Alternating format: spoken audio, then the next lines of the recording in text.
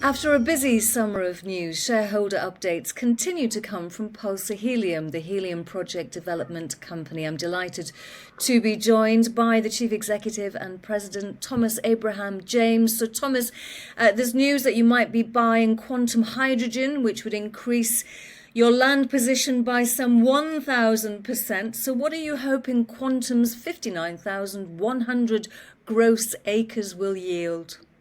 Nice to see you, Sarah. And look, we've been operating now in northern Minnesota for a little while, a couple of years. And with the success that we've seen as our jet stream drill program, we know the high concentration helium's there. And now look behind the scenes, we've been building up the geological model. Why is it there? How is it concentrated? Where does it get trapped? And so we have identified that this is, it appears to be quite a large system. And this opportunity with quantum, it really fits into an area that we believe is a high potential zone to make future further helium discoveries. So obviously the work needs to be conducted there, but we deem it to be highly prospective and building on our success to date. Okay, so you talk about behind the scenes. So let's talk about the due diligence when you're buying quantum hydrogen. How long will the due diligence take? And then how does the deal work to secure it from quantum? What is it costing shareholders in the short and medium term? Yeah, certainly. So we've got 120 days to conclude the transaction. So in that time, we'll be looking, obviously, to make sure that everything's in good order with the company, that there's no liabilities or anything like that. And then, yeah, it's an all-share transaction. So what that means is that there is no cash component. So with the money that we do have, we are able to put it towards what activities in the ground rather than paying it to another company. So with it, it'll be a series of tranches, and ultimately for 80% of the company, $400,000 equivalent in shares. Which represents a small portion of our overall share capital. I believe it's less than 1%. And so really it's a very good value transaction for us. In a highly prospective area. So the shoe fits very well. Okay, so you talk about activity there. So say all being well, after the 120 days, you go ahead and you secure quantum hydrogen. So when might you drill there? When would activity start? Look, there is some existing data there that we're certainly reviewing. We may want to get a little bit more, so this would probably be in the likely scenario some geophysics, and then really after that, I guess drilling when appropriate.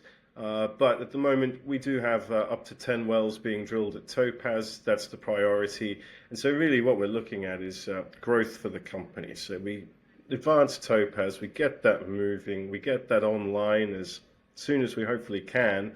In the meantime, then for the growth and making future discoveries, we have this opportunity from quantum. So it really to keep the news flow going and hopefully the discoveries to continue.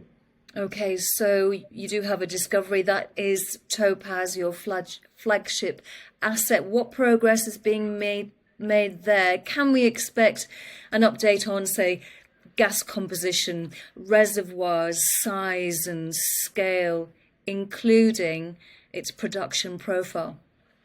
Yeah, certainly. So now that we've just received the flow results, which are fantastic, we've now taken a number of gas samples. They're off with the laboratory, so results will be received sometime fairly soon, I would assume.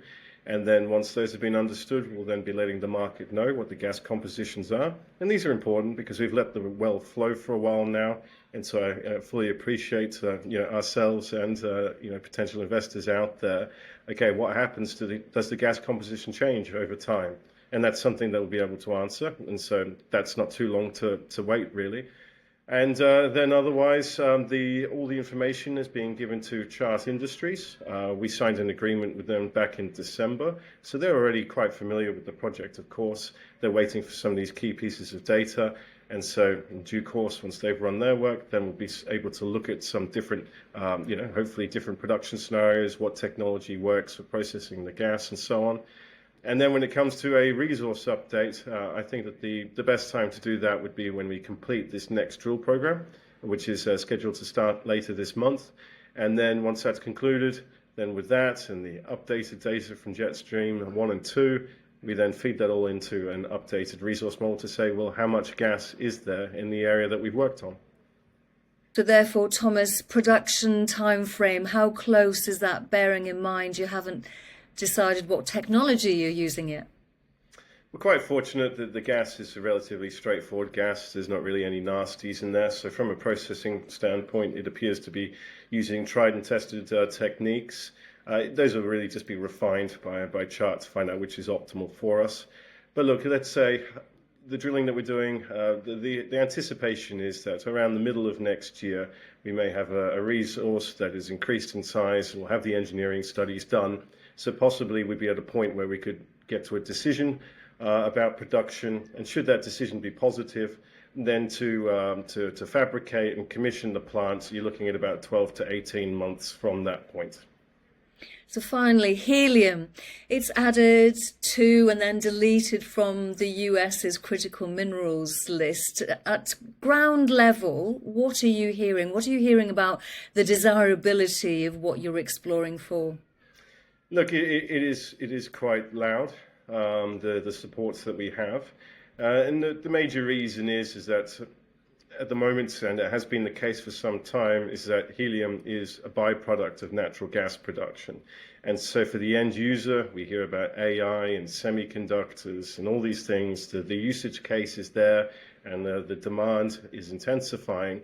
But the problem is that there's no flexibility of supply at the moment. So where we come into it, and being a primary helium potential producer, is that we could then provide some flexibility for the end user in terms of supply. So we see that as being highly desirable by the end user, but then also perhaps being, also importantly, being in the United States, the largest consumer of helium, and so that the US is less reliant on imports from abroad. Helium doesn't like to travel well. It leaks. So numerous reasons that for Pulsar to be successful. Excellent. Thomas Abraham James, the Chief Executive and President of Pulsar Helium, thank you very much indeed for joining us again. Thank you as always, Sarah.